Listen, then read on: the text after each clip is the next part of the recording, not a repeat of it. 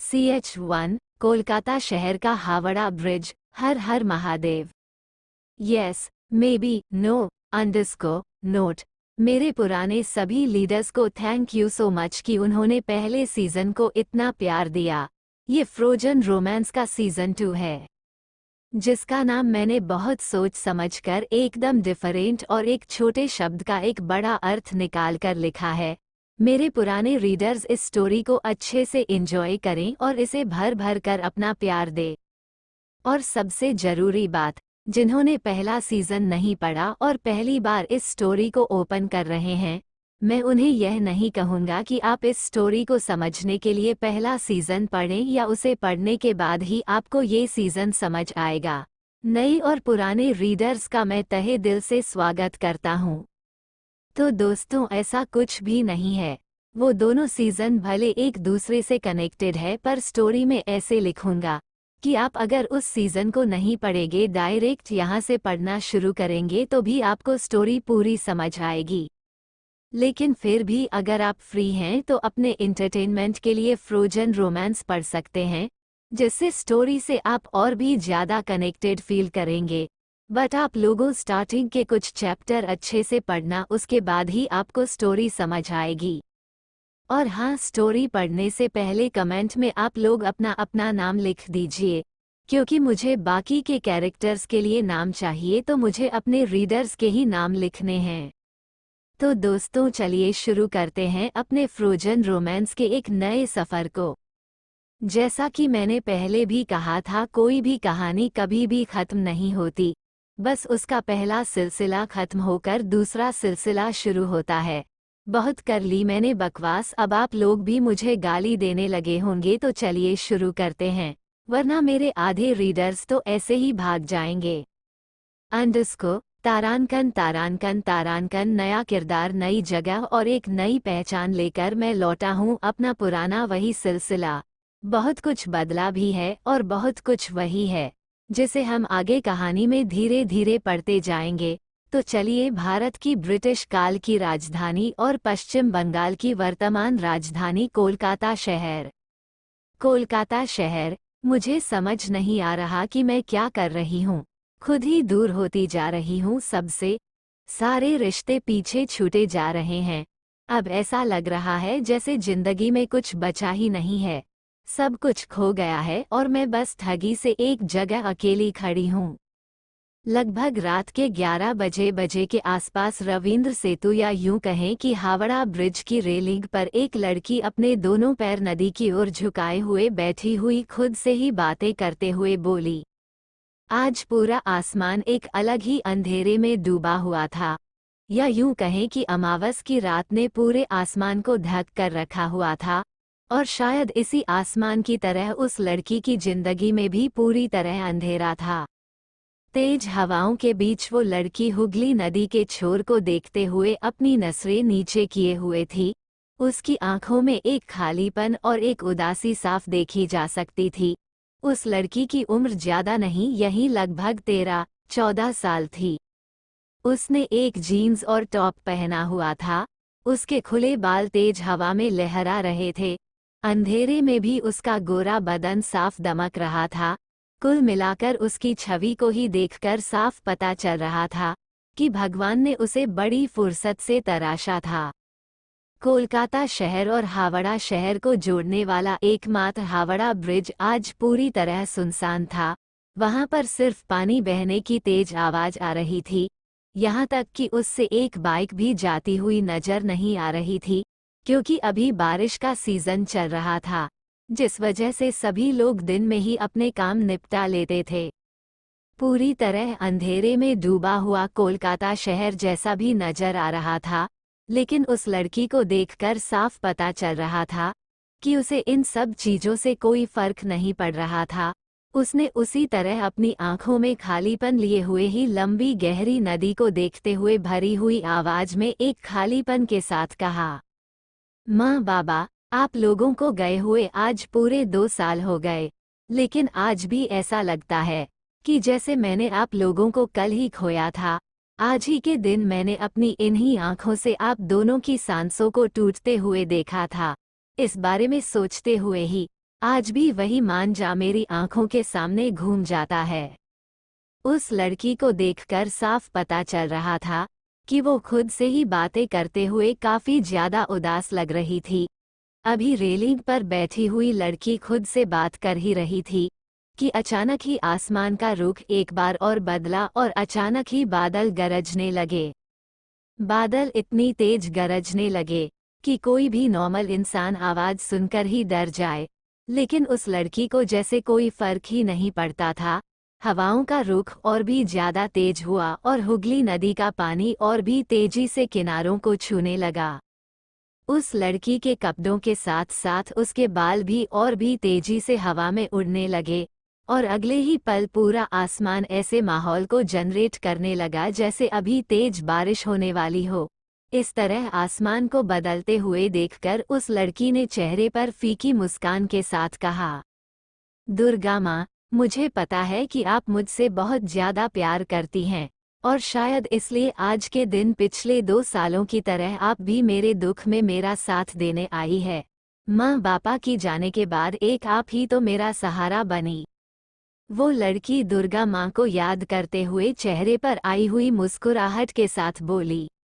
ये लड़की जो हावड़ा ब्रिज पर बैठी हुई थी, कोई और नहीं बल्कि कनक दीवान थी। इस कहानी की फैमिली और हम सबकी प्यारी कनक, जिसे प्यार से सभी कुकू कहते हैं। 14 साल की कनक दीवान, जिसने अपनी 12 साल की उम्र में ही अपने माँ बाबा को अपने ही आंखों के सामने एक एक्सीडेंट में दम तोड़ते हुए देखा था। हालांकि उनकी मौत ऑन द स्पॉट नहीं हुई थी, लेकिन खून से लथपथ उनकी बॉडी को उसने देखा था। उस समय कनक एम्बुलेंस में उनके साथ बैठी हुई थी। हॉस्पिटल जाते जाते उन्होंने बीच रास्ते में ही अपना दम तोड़ दिया था, जिसके बाद कनक दीवान की बड़ी बहन या यूं कहें कि उसकी काशी दीदू ने उसे पाल पोस कर बड़ा किया। हालांकि कशिश की भी उम्र ज्यादा नहीं थी, सिर्फ 19 साल की थी, लेकिन कहते हैं ना, माँ बाप के जाने के बाद अगर घर में छोटा भाई बहन हो तो बच्चे को भी एक पिता की तरह और माँ की तरह उन्हें पालना पड़ता है। कशिश ने बिल्कुल एक माँ बाप की तरह कनक को संभाला और उसे भरपूर प्यार दिया, लेकिन कभी कभी कनक अपने माँ बाबा को याद करके अपनी इसी जगह पर आ जाया करती थी। लगभग 10 मिनट बादलों की तेज गड़गड़ाहट के बाद अचानक ही तेज बारिश शुरू हो गई।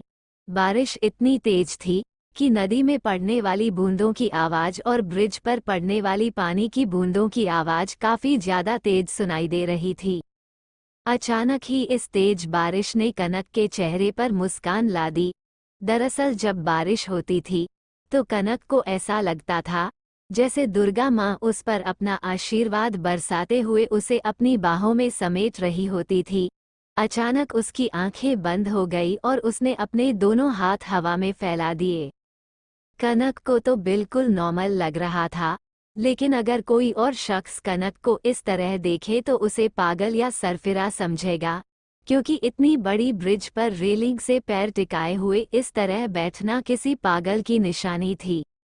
उसे इस तरह देखकर किसी को भी गलतफहमी हो सकती थी कि कनक सुसाइड करने की कोशिश कर रही थी। पूरा आसमान काले घने बादलों से घिरा हुआ था।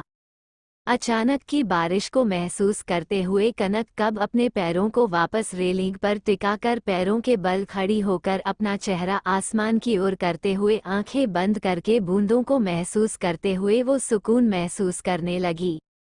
उसकी उम्र की कोई भी बच्ची होती तो इतनी ऊंचाई को देखकर ही काफी ज्यादा डर जाती।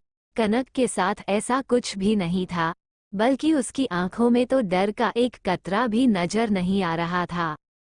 बारिश की तेज आवाज पूरे माहौल में गूंज रही थी, पर कनक को एक सुकून मिल रहा था जो शायद उसे कहीं कहीं ही मिलता था। लगभग 20 मिनट तक कनक इसी तरह उसी पोजीशन में खड़ी रहकर अपने चेहरे पर से नीचे फिसलती हुई बारिश की बूंदों को महसूस कर रही थी। आहा, चेहरे पर चिपके हुए गीले बालों के साथ उसने एक लंबी आह भरी, जो साफ बता रही थी कि उसे काफी ज्यादा सुकून मिल रहा था। उसकी कपड़े उसके शरीर से चिपक गए थे। वो तो भला था उसने ऊपर डेनिम जैकेट पहना हुआ था, जिस वजह से उसकी बॉडी रिवील नहीं हो रही थी। इस बात से कनक अनजान थी कि एक स्पोर्ट्स कार तेज रफ्तार से हावड़ा शहर से कोलकाता शहर की ओर ब्रिज पर बढ़ती जा रही थी, जो दूर से ही कनक की तरफ आती हुई नजर आ रही थी। उसे इस बात का बिल्कुल भी आभास नहीं था, क्योंकि कनक अपने में ही खोई हुई थी। वहीं दूसरी तरफ उसी स्पोर्ट्स कार में एक हैंडसम लड़का, जो दिखने में लगभग 24 साल के आसपास का था, वो बहुत ही तेज स्पीड से अपनी स्पोर्ट्स कार ड्राइव कर रहा था। उसके चेहरे पर जवानी का जोश और उसका गर्म खून उसके चेहरे की मुस्कान को बयां कर रहा था। उसने सफ़ेद कलर की शर्ट के ऊपर ब्लैक लेदर का जैकेट और उसके नीचे ब्लू डेनिम जीन्स पहना हुआ था। आंखों पर गूगल चढ़ाए, गले में चैन लटकाए, हाथों में कड़े के साथ उसने अपने हाथों की दर्जनों और मध्यमा उंगली में फैंसी चांदी की अंगूठी पहनी थी, जिस पर क्रिस्टल लगा हुआ था। उसकी कार में एक ट्रेंडिंग हॉलीवुड सॉन्ग चल रहा था, जिसे एंजॉय करते हुए वो डैशिंग और हैंडसम हंक तेज स्पीड में अपनी कार चला रहा था। गाने की लाइन बहुत ही ज़्यादा फास्ट और इंटरेस्टिंग थी। गाने को एंजॉय करते हुए ही उसने अपनी लेटेस्ट हैंड वॉच में टाइम देखा तो 11:30 बजे के आसपास का टाइम हो रहा था। गाने को एंजॉय करते हुए सामने देखा तो अचानक उसकी नज़र ब्रिज की रेलिंग पर खड़ी हुई अपनी दोनों बाहें फैलाकर एक अनजान लड़की पड़ गई। हालांकि घने अंधेरे और तेज बारिश में उसका चेहरा देख पाना बहुत ही ज़्यादा मुश्किल था, लेकिन एक लड़की की परछाई उसे साफ नजर आ रही थी। अचानक ही एक लड़की को इस तरह खड़े हुए देखकर एक झटके में ही उसने तेज आवाज के साथ अपनी स्पोर्ट्स कार में ब्रेक मारा, जिससे उस हैंडसम हंक की स्पोर्ट्स कार घसीटते हुए कुछ दूर जाकर तेज आवाज के साथ रुकी। हालांकि उसकी कार कनक से काफी ज्यादा दूर लग रही थी। जैसे ही उसकी स्पोर्ट्स कार रुकी, उसने अपने होश संभाले और अगले ही पल अपनी आंखों से अपने गॉगल्स हटाते हुए अपनी आंखें छोटी करके कंफ्यूज लुक के साथ सामने देखते हुए उसने खुद से बोला, "What is this unknown girl doing here standing on the handrail in the middle of the rain like this? That too on such a night. How unknowing is this?" उसकी आवाज थोड़ी रफ और भारी थी, लेकिन अगले ही पल उसने किसी संभावना के बारे में सोचा और एक झटके में ही अपनी सीट बेल्ट खोलते हुए उसने स्पोर्ट्स कार का दरवाजा तेजी से ओपन किया और दौड़ते हुए कनक की ओर भागा। उसकी तेज आवाज पूरे हावड़ा ब्रिज पर गूंज रही थी, जो शायद तेज बारिश में दबने की वजह से कनक को बिल्कुल भी नहीं सुनाई दे रही थी। "Hey crazy girl, what are you doing? Maybe you don't even know what can happen to you in the next moment. Get down from there or else you will die. I said get down now. Are you even listening to me or are you saying underscore सर्वाधिकार copyright सर्वाधिकार copyright सर्वाधिकार copyright सर्वाधिकार copyright सर्वाधिकार copyright सर्वाधिकार copyright सर्वाधिकार copyright सर्वाधिकार copyright सर्वाधिकार copyright सर्वाधिकार कॉपीराइट सर्वाधिकार कॉपीराइट सर्वाधिकार कॉपीराइट"। दोस्तों, फ्रोजन रोमांस का सीजन 2 का पहला चैप्टर आपको कैसा लगा? मुझसे जितना हो सके मैंने उतना अच्छे से लिखने की कोशिश की, बट फिर भी कोई गलती हो गई हो तो please forgive me. Please like comment share जरूर कीजिए और अपने रिव्यू जरूर दीजिए, और हाँ, अपने दोस्तों के भी साथ शेयर कीजिए। Thank you. और नए रीडर्स जिनको कुछ कन्फ्यूजन हो, मुझसे कमेंट बॉक्स में सवाल कर सकते हैं। उसके अलावा प्लीज़ प्लीज़ पहले सीज़न की तरह इस सीज़न को भी अपना प्यार दें, और अगर अच्छा रिस्पांस आया तो मैं आज की तरह ही रोज इतने बड़े चैप्टर ही अपलोड करूँगा। यार, सबसे ज़रूरी बात, मेरे कॉलेज एडमिशन में कुछ कॉम्प्लिकेशंस चल रहे हैं, फिर भी मैं चैप्टर अपलोड कर दे रहा हूँ। बट 1-2 दिन शायद आपको कुछ प्रॉब्लम्स होंगे, तो प्लीज़ चैप्टर अपलोड करने में भी टाइम लग सकता है, तो प्लीज़ इज्जत कर लेना प्लीज़ कुछ दिन। CH2 फर्स्ट किस 4 साल बाद। हेलो दोस्तों, तो चलिए शुरू करते हैं नए चैप्टर को। उम्मीद है कहानी का पहला चैप्टर आपको पसंद आया होगा। प्लीज़ लाइक कमेंट शेयर कीजिए और अपने रिव्यूज दीजिए प्लीज़, एंड फॉलो कीजिए। नोट: चैप्टर रीड करने से पहले यूट्यूब पर बंजारे को घर वीडियो सॉन्ग प्ले करके देख लेना, जिससे सॉन्ग को फ्री करते हुए पढ़कर मजा आएगा। तारानकन तारानकन तारानकन। उस लंबे चौड़े कट्टे कट्टे और सुंदर दिखने वाले नौजवान की आवाज बीच बारिश में ही दब जा रही थी। उसने कनक को इतना कुछ कहा, लेकिन कनक को उसकी आवाज बिल्कुल भी नहीं सुनाई दी। अब तक तेज कदमों से दौड़ते हुए वो अनजान शख्स कनक के काफी ज्यादा नजदीक आ गया था। उसे अब कनक थोड़ी थोड़ी दिखने लगी थी, बट फिर भी उसका पूरा फेस और बॉडी क्लियर नहीं दिख रही थी। लगभग 5 मिनट में ही दौड़ते हुए वो अपनी परवाह किए बगैर रेलिंग के करीब आया और कनक के करीब आते ही उसने एक झटके में ही उसका हवा में मौजूद हाथ अपने हाथ में पकड़ा और उसे नीचे खींच लिया। आहा! कनक जो खुद में ही खोई हुई थी और एक अनकहे सुकून को महसूस कर रही थी, अचानक ही किसी के द्वारा झटके से ही नीचे खींचे जाने की वजह से उसे अपनी कलाई में तेज दर्द महसूस हुआ, जिससे पीछे की ओर गिरते हुए उसकी चीख निकल गई। वही जिस शख्स ने कनक का हाथ पकड़कर उसे अपनी तरफ खींचा था, वो दौड़ते हुए तेजी से हो रहा था, जिससे उसकी सांसें भारी हो रखी थी। वही कनक तेजी से उसकी तरफ गिरी थी, जिससे कनक सीधा उसके ऊपर जा गिरी। वो शख्स भी अपना बैलेंस नहीं बिगाड़ पाया और कनक के साथ जमीन पर गिर गया। धमम! एक तेज आवाज के साथ दोनों एक दूसरे के ऊपर जमीन पर पड़े हुए थे। तेज बारिश की वजह से जमीन पर भी पानी पूरी तरह फैला हुआ था। वही वो अनजान दिखने वाला खूबसूरत नौजवान कनक के नीचे था। छोटी सी चिड़िया की तरह कनक उस नौजवान के ऊपर पड़ी हुई थी, पर एक चीज जो बहुत ही ज्यादा अजीब थी, वो थी सिचुएशन, क्योंकि कनक कुछ इस तरह गिरी थी कि उसके भीगे होंठ उस अजनबी के होठों से जा मिले थे, जिससे दोनों की आंखें बड़ी हो गई थी और दोनों ही एक दूसरे की आंखों में देखने लगे। पहली मुलाकात और पहली नज़र, पहली छुअन और पहली किस के लिए एक गाना डेडिकेटेड है, जिसके बोल कुछ इस तरह है, जिसे जिंदगी ढूंढ रही है। Background music song. जिसे जदगी ढूंढ रही है, क्या वो ये मुकाम मेरा है? यहाँ चैन से बस रुक जाऊं, क्यों दिल ये मुझे कहता है। दोनों के गीले होंठ एक दूसरे के होठों पर अपने होठों के एहसास की छाप छोड़ रहे थे। कनक के बालों से बहता हुआ पानी उस अनजान शख्स के चेहरे पर पड़ रहा था।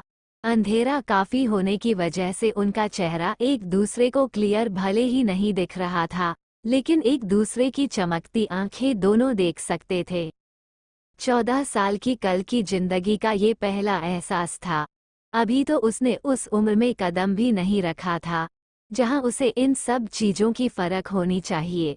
अचानक कोई इनडायरेक्ट किस से उसका पूरा शरीर कांप गया। वही उस अनजान शख्स की भी हालत कुछ अलग नहीं लग रही थी, क्योंकि उसे भी ऐसा कुछ होने की उम्मीद बिल्कुल भी नहीं थी। दोनों के ही दिल की धड़कन तेजी परवान चढ़ रही थी। दोनों ही एक दूसरे के दिल की धड़कन साफ महसूस कर सकते थे। अनजाने में ही दोनों एक दूसरे के इतने करीब आ गए थे कि उनकी सिचुएशन ही बहुत ही ज्यादा ऑकवर्ड हो गई। लगभग 2 मिनट 20 सेकंड तब तो वहां पर पिन ड्रॉप साइलेंस रहा। सिर्फ बारिश गिरने की ही आवाज चारों तरफ गूंज रही थी। लेकिन अगले ही पल अचानक ही बिजली कड़की और दोनों ही अपने होश में आए। एक पल की भी देरी किए प्रकार कनक तुरंत उस अनजान शख्स के सीने पर से अपना हाथ हटाते हुए फौरन अपनी जगह पर खड़ी हो गई और फिर उस अनजान शख्स के चेहरे को देखने लगी। बारिश में टपकता पानी उनके चेहरे को भींगा रहा था, जिससे उनका चेहरा एक दूसरे को बिल्कुल भी क्लियर नजर नहीं आ रहा था। हर बार उनकी आंखों में बारिश का टपकता पानी ही उतर जा रहा था, जिससे उनकी आंखें बंद हो जा रही थी। तुम क्या करने जा रही थी? अचानक ही खुद को संभालते हुए सामने वाले अनजान शख्स ने तेज आवाज में कनक से सवाल करते हुए पूछा। सामने वाले हटे कट्टे लंबे चौड़े अनजान नौजवान की बात सुनकर कनक ने अपना सर ऊपर उठाकर देखा। वही सामने वाला अनजान शख्स अपना सर नीचे झुकाए हुए कनक को देख रहा था।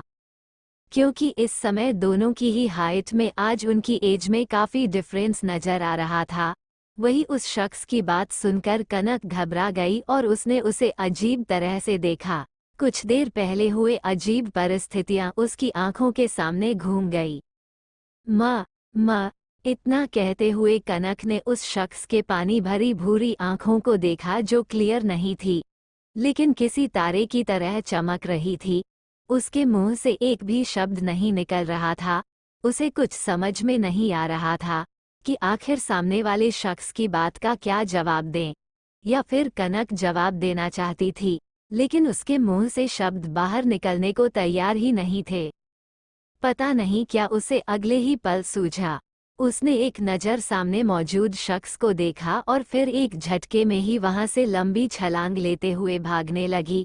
इस बीच उसकी हथेली में मौजूद चैन से बना घुंघरू वाला ब्रेसलेट उस शख्स के हाथों में आ गया। इन सब चीजों को पूरी तरह इग्नोर करते हुए कनक किसे हवा की तरह कोलकाता शहर की ओर भागी। वही वो शख्स कनक के घटते फिगर को वहां से जाते हुए देख रहा था। देखते ही देखते कुछ देर पहले उसकी बाहों में चिड़िया की तरफ लिपटी हुई लड़की किसी इल्यूजन की तरह गायब हो गई। या क्या मैंने कोई अभी सपना देखा?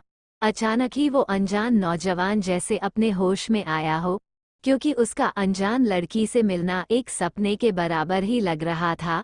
कुछ देर सोचने के बाद वो अपनी स्पोर्ट्स कार की ओर देखे कदमों के साथ बढ़ गया।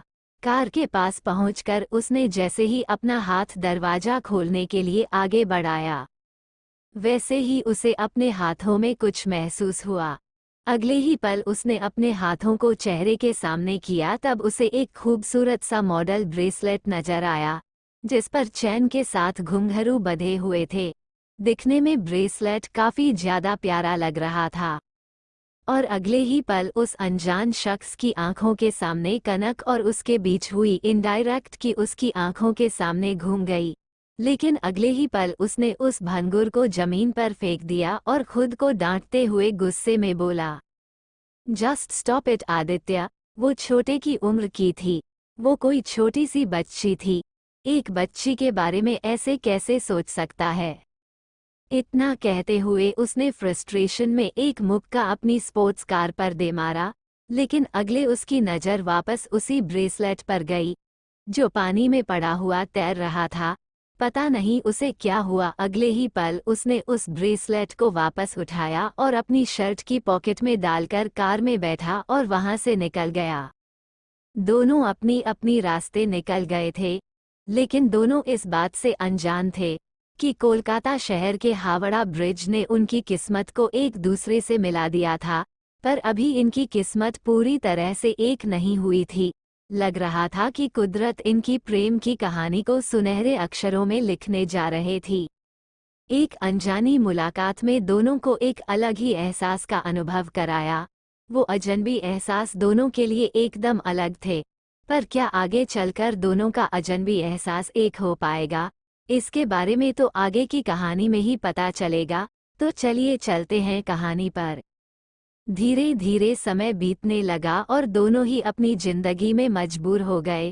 दोनों ही एक दूसरे के लिए पूरी तरह से अजनबी थे, पर शायद इस रात को दोनों ही अपनी जिंदगी से नहीं निकाल पा रहे थे। लेकिन इन्हीं यादों के साथ उन्होंने अपनी जिंदगी को जीना सीख लिया। इसी तरह देखते ही देखते 4 साल बीत गए। 4 साल बाद कोलकाता शहर। विपिन, कुछ सालों में कोलकाता शहर ज्यादा नहीं बदला था, क्योंकि यहाँ पर मौजूद हर एक चीज काफी ज्यादा अनमोल और वैल्यूएबल्स थी। हुगली नदी पर मौजूद कोलकाता शहर और हावड़ा शहर को जोड़ने वाला हावड़ा ब्रिज अभी भी उसी तरह अपनी जगह पर मौजूद था। वही हावड़ा ब्रिज से लगभग 1.5 किलोमीटर की दूरी पर एक लोकल एरिया मौजूद था। वहां पर मौजूद घर देखने में काफी ज्यादा खूबसूरत लग रहे थे। उस एरिया में सभी का अपना अपना रो हाउस था। कुल मिलाकर वो एक अच्छी सोसाइटी की तरह दिखता था। हालांकि यहाँ पर रहने वाले लोगों का पुश्तैनी घर था, क्योंकि उनकी बुजुर्ग सालों से यहाँ पर रहते हुए आए थे। लगभग 50 घरों के बीचों बीच मौजूद उन्हीं के जैसा एक खूबसूरत सा दिखने वाला घर रोज की तरह सूरज की रोशनी में चमक रहा था। वो घर देखने में ही किसी पुश्तैनी घर की तरह लग रहा था। उसके चारों ओर ज्यादा बड़ा नहीं लेकिन एक गार्डन था जो दिखने में काफी ज्यादा खूबसूरत था, जहाँ कई खूबसूरत गमले और फूल लगे हुए थे और उससे कुछ ही दूरी पर एक लोहे का बड़ा सा गेट मौजूद था। गार्डन के बीचों बीच मौजूद एक झूला था जिस पर अभी अभी सुनहरी धूप पड़ रही थी, लेकिन उसी झूले पर एक बंदर जो दिखने में काफी ज्यादा क्यूट था और उसके हल्के भूरे बाल उसे और भी ज्यादा सुंदर बना रहे थे, वो बैठा हुआ आराम से झूला झूल रहा था। इस बंदर को देखकर लग रहा था जैसे उसे किसी ने पाला था, क्योंकि उसने ऊपर व्हाइट शर्ट और नीचे ब्राउन पेंट पहनी हुई थी।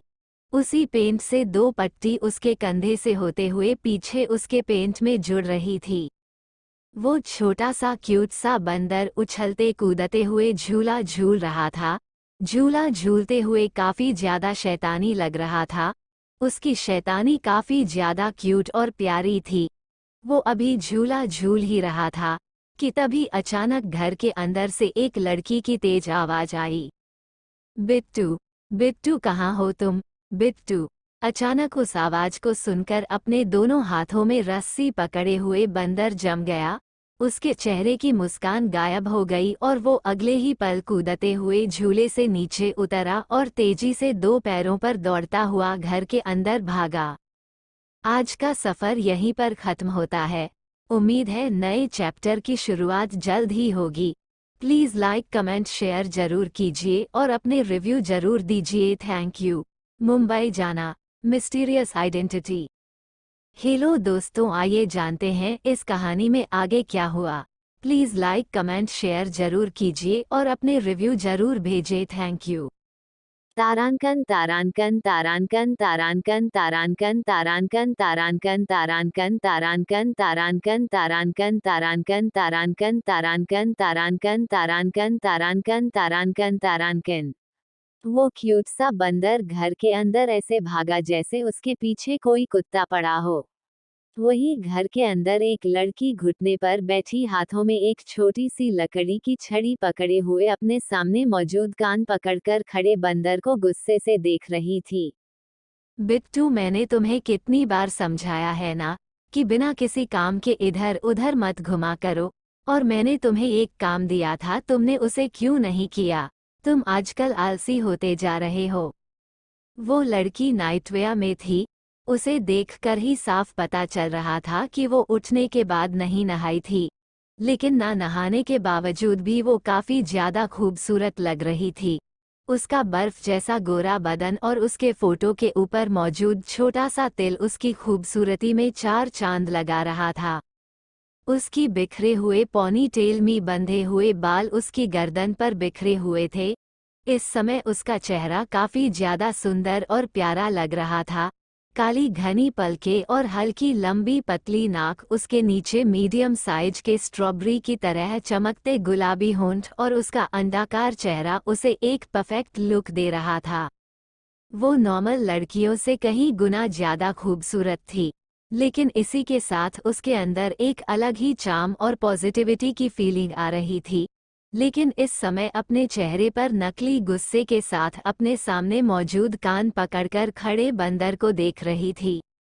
लेकिन उस बंदर की क्यूटनेस को देखकर उस लड़की को मन ही मन काफी ज्यादा हंसी आ रही थी।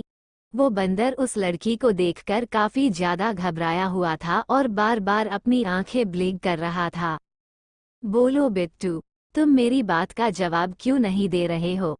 देखो, तुम अगर ऐसे ही करोगे ना तो हम तुम्हें अपने साथ मुंबई लेकर नहीं जाएंगे, समझ गए? और अब से तुम एकदम ओबीडियंट बंद कर रहोगे, तभी हम तुम्हें अपने साथ लेकर जाएंगे। उस लड़की ने अपने सामने मौजूद क्यूट से प्यारे से कान पकड़े हुए बंदर को समझाते हुए कहा। वही उसकी मुंबई ना ले जाने वाली बात सुनकर बंदर काफी ज्यादा उदास हो गया था, लेकिन फिर उसकी आखिरी बात सुनकर खुश हो गया। उसने अपना हाथ आगे बढ़ाया और सहमति में सिर हिलाते हुए उस लड़की की ओर देखने लगा। क्यूट से बंदर की बात को समझते हुए सामने वाली लड़की ने मुस्कुराते हुए बंदर को देखकर कहा, गुड, अच्छा ठीक है, अब चलो अपने काम पर लग जाओ। उस लड़की की बात सुनकर बंदर ने अचानक चेहरे पर मुस्कान के साथ उस लड़की को खुशी के मारे देखा और अपना सिर सहमति में हिलाते हुए वहां से दूसरी ओर बढ़ गया। वो लड़की उस बंदर को जाते हुए देखकर मुस्कुराई और फिर अपनी जगह से खड़ी हुई थी।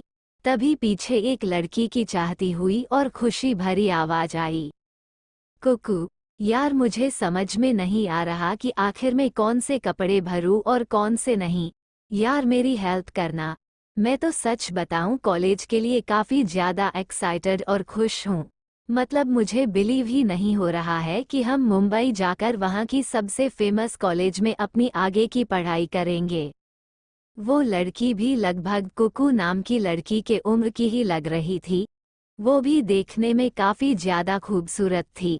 जहां कनक एक बारिश के बाद उड़ते हुए किसी चमेली के फूल की तरह थी, तो वही वो लड़की किसी सूरजमुखी के फूल की तरह है।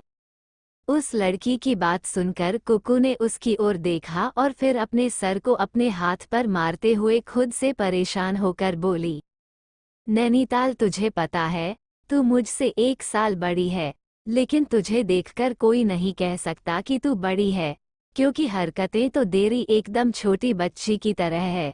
अपना काम तो ढंग से होता नहीं है तुझसे, सब तेरे काम मुझे ही करने पड़ते हैं। कनक दीवान उर्फ कुकू ने अपने सामने मौजूद अपनी फुफेरी बहन नैना दीवान उर्फ अपनी प्यारी बेस्टी नैनीताल से कहा। दरअसल नैना 19 साल की होने को आई थी, वही कनक 18 साल की होने को आई थी। अभी उसकी 18 साल होने में कुछ समय बाकी था। दीवान फैमिली में सबसे बड़ी शिवानी दीवान थी। वही उनकी बेटी नैना जो देखने में काफ़ी ज़्यादा खूबसूरत थी, जिसकी नीली आंखें लोगों को मारने के लिए बेताब रहती थी, लेकिन उसके हाथ लोगों को जान से मारने के लिए बेताब रहते थे। वही कनक और कशिश दोनों शिवानी और नैना के साथ रहती थी। दरअसल ये घर तो शिवानी और कनक के फादर का ही था। कनक के फादर और उसकी मदद अपनी बहन के साथ इसी घर में रहते थे, क्योंकि ये घर उनका पुश्तैनी घर था। लेकिन फिर कुछ सालों पहले कनक के फादर और उसकी मदद की डेथ हो गई, जिसके बाद शिवानी दीवान नहीं तीनों बच्चों को पाल पोस कर बड़ा किया था। उन्होंने कभी भी नैना, कनक और कशिश में कोई भी भेदभाव नहीं किया, उनके लिए तीनों बराबर ही थी। उन सभी में कशिश सबसे ज्यादा बड़ी और सबसे ज्यादा समझदार थी, क्योंकि शिवानी के बाद पूरे घर की जिम्मेदारी और दोनों बहनों की जिम्मेदारी उसके ऊपर ही आती थी। इसलिए उसने बहुत ही जल्दी अपना 12th कंप्लीट किया और उसके बाद मुंबई अपनी आगे की पढ़ाई के लिए चली गई। हमेशा से ही टॉप करने की वजह से उसे स्कॉलरशिप मिली और बेस्ट कॉलेज में एडमिशन मिला। एडमिशन के साथ साथ उसने पार्ट टाइम जॉब ढूंढा और उसके बाद ग्रेजुएशन कंप्लीट करने के बाद उसने मास्टर्स किया। मास्टर्स के बाद बिजनेस की पढ़ाई और उसके बाद इंडिया की most famous in richest business company में उसे एक सेक्रेटरी के तौर पर हायर कर लिया गया। जिस कंपनी में कशिश दीवान काम करती थी, वो कंपनी कोई और नहीं बल्कि कपूर इंडस्ट्रीज थी, दुनिया की जानी मानी कंपनियों में से एक, जो अभी भी अपने बिजनेस और अपने एम्प्लॉयज के लिए काफ़ी ज़्यादा फेमस थी। अभी भी वहाँ पर काम करना लोगों का सपना था।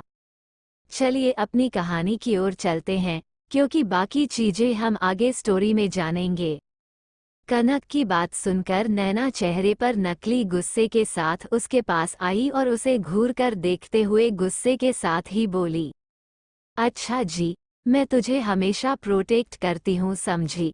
जब तुझे कॉलेज के कुछ बच्चे परेशान करते हैं तब मैं ही तुझे प्रोटेक्ट करती हूँ।